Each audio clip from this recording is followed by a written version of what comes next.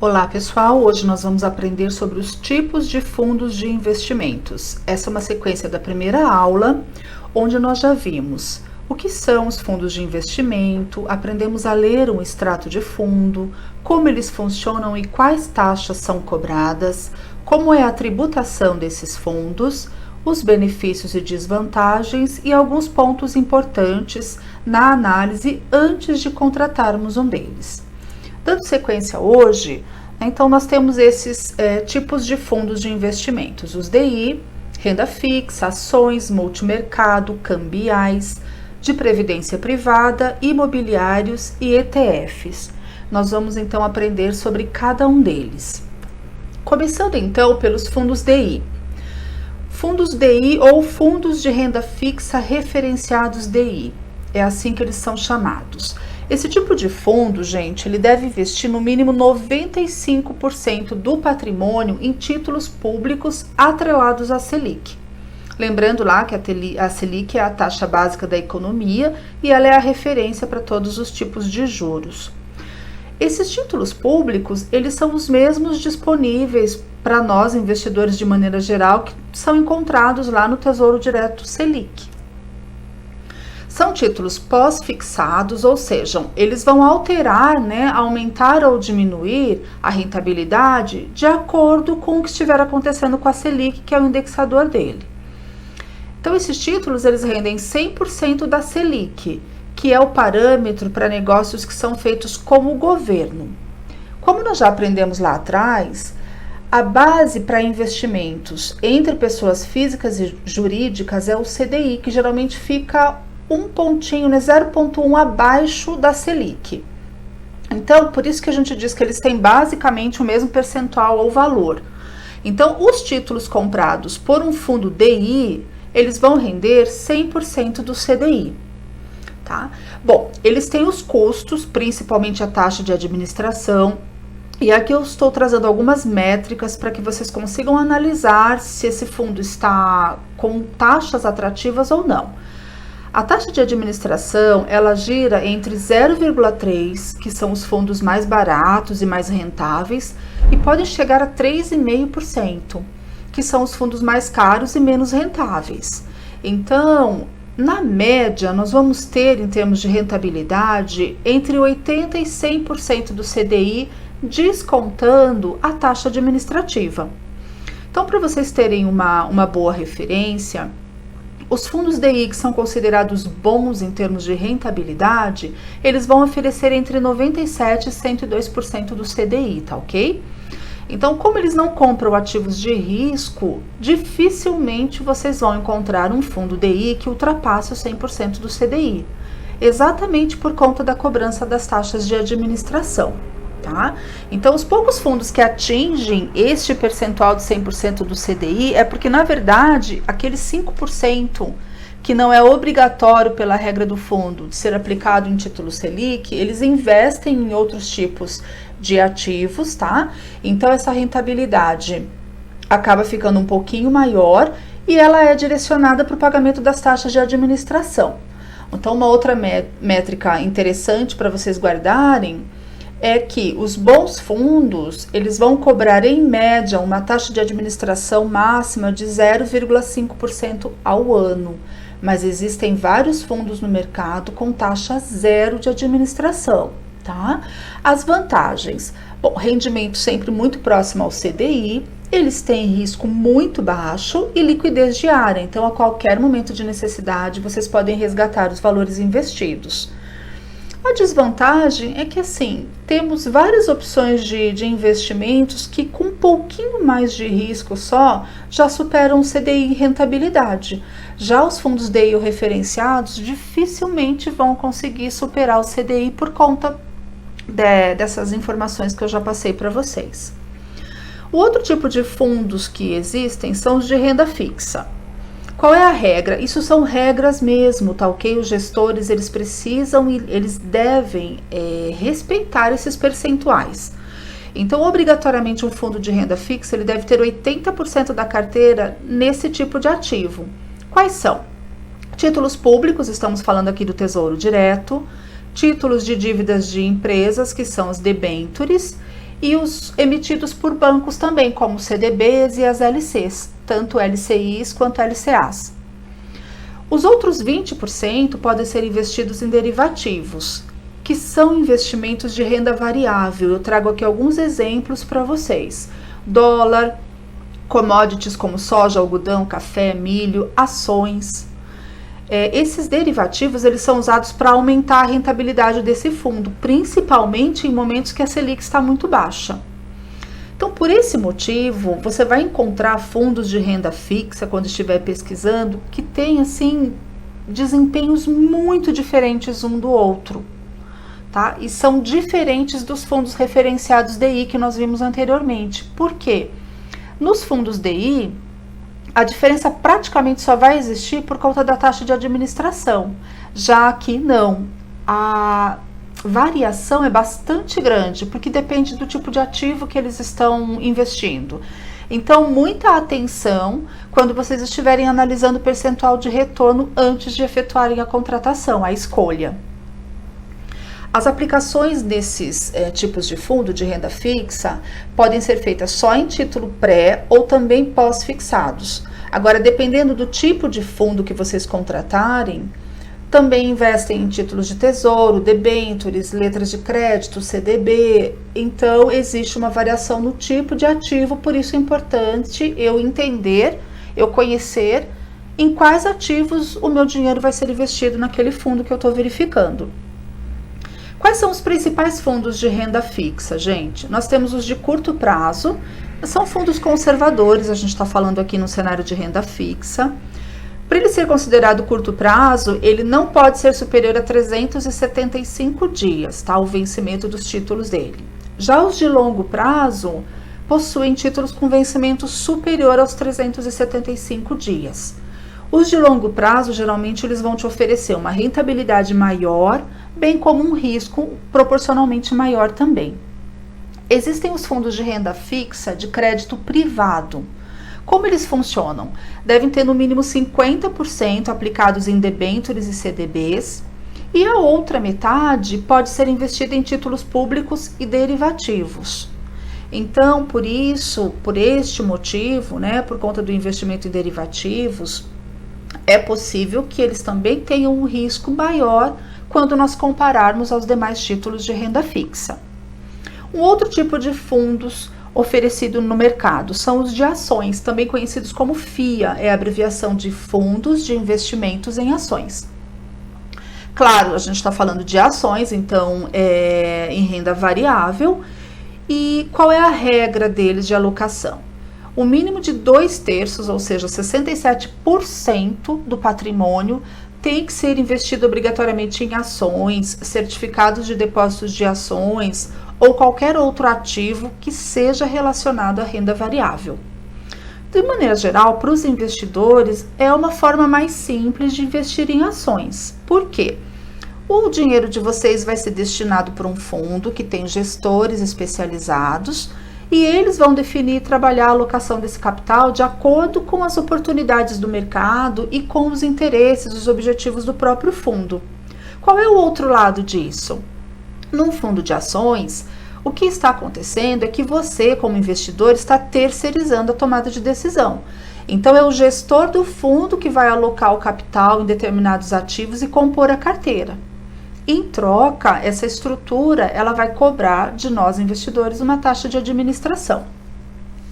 Dentro de fundos de ações existem também vários tipos e a classificação ela vai mudar de acordo com o risco, o prazo e a rentabilidade desses fundos.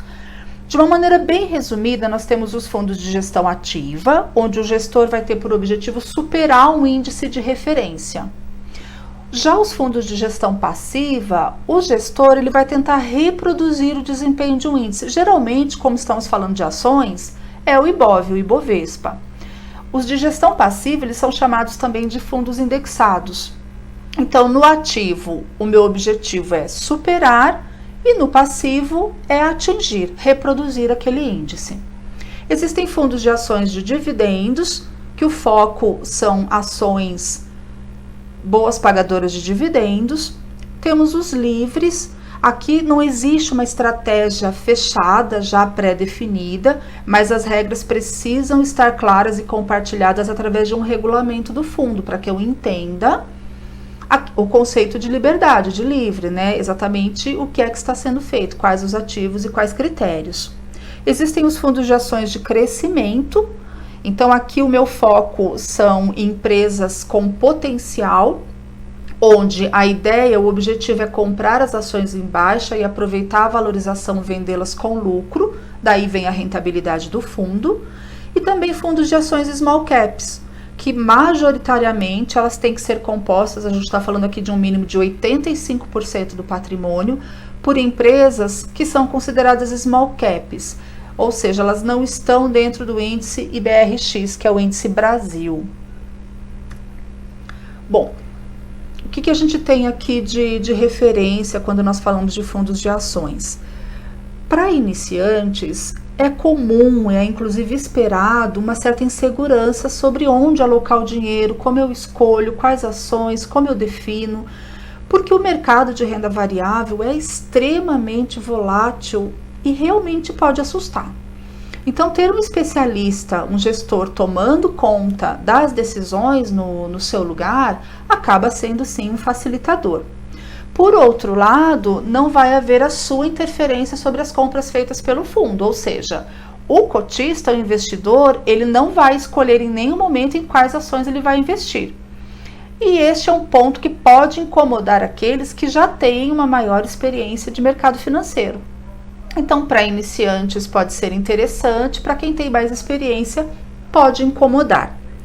O cotista, ele tem também a facilidade de não precisar ficar fazendo análise de mercado, acompanhando notícias, resultados, balanços e tomando as ações decisivas. Por quê?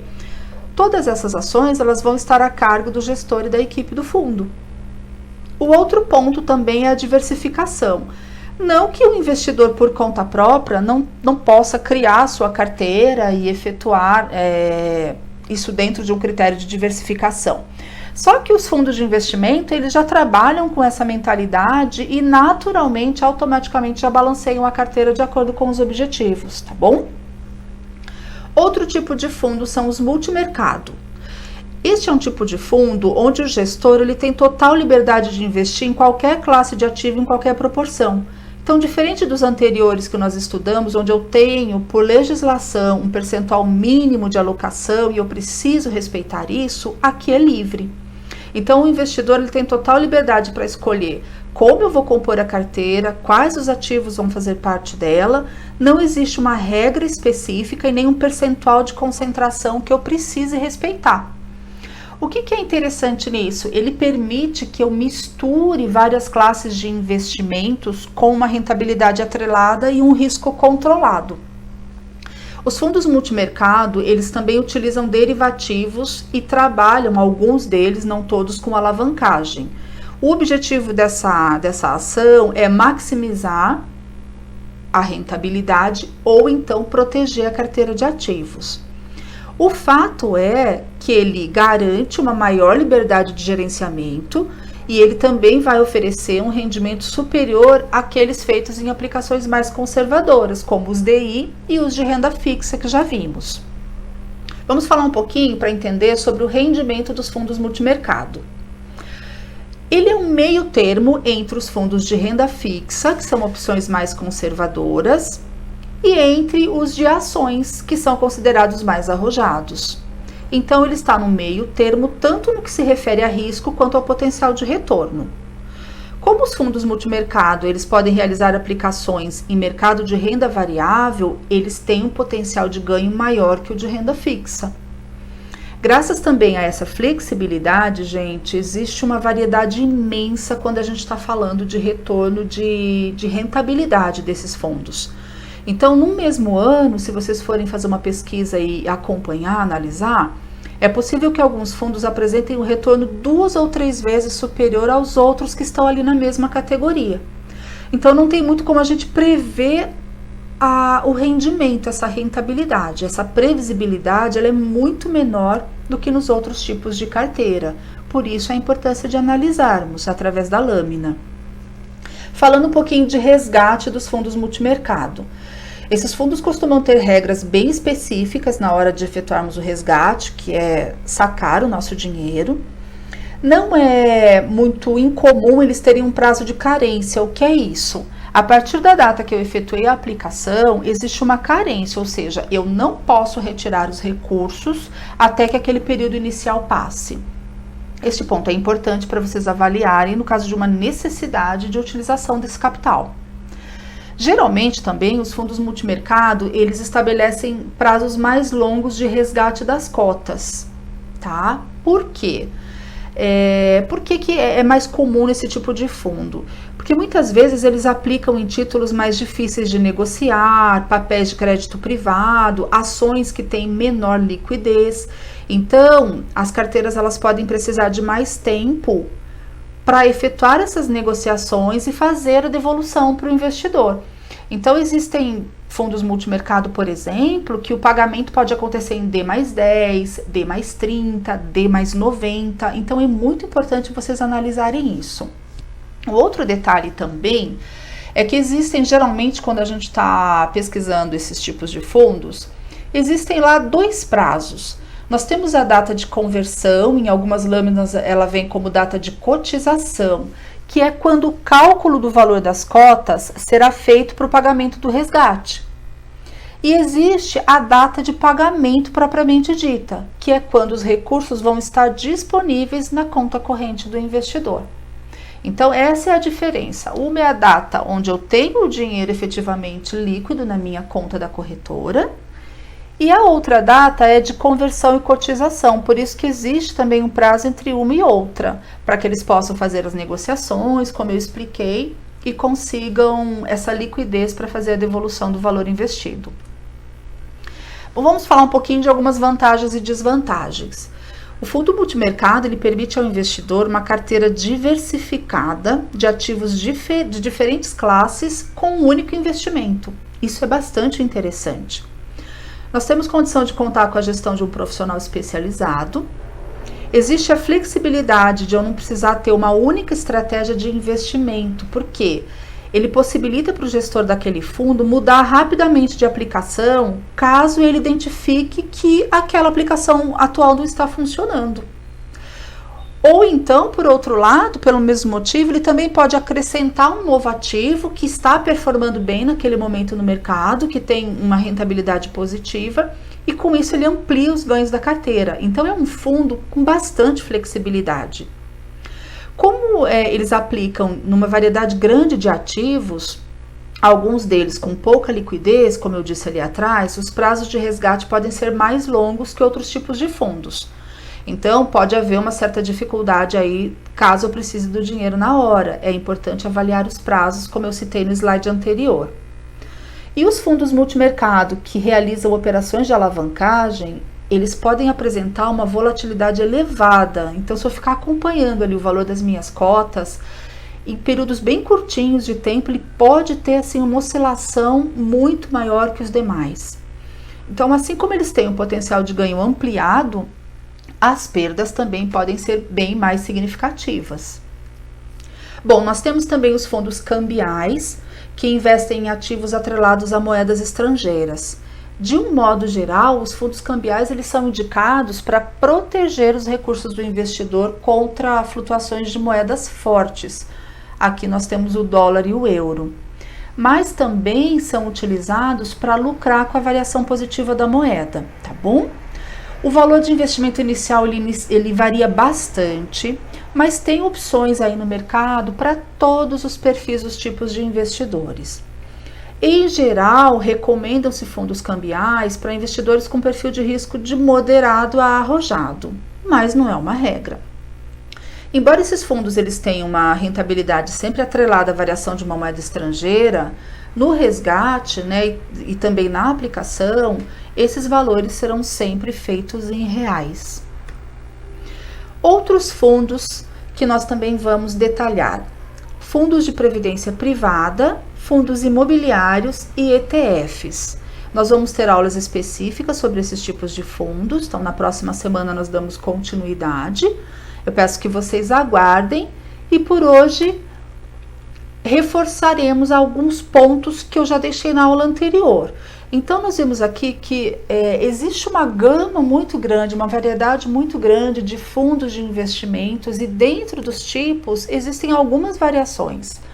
Então, quando eu estou lá analisando um fundo de investimento, gente, eu preciso entender qual é o terreno no qual eu estou pisando. Então, é analisar a lâmina do fundo para eu saber em quais ativos ele está investindo o meu dinheiro, então que tipo de fundo que ele é, qual é o histórico de rentabilidade, no mínimo aqui de 2 anos, que taxas ele está me cobrando, né, de administrativa, performance, né, quanto ele me cobra para eu entender se é atrativo ou não, a liquidez do fundo, ou seja, depois de quanto tempo que eu tenho efetivamente o valor investido em mãos, o retorno, né, esse resgate.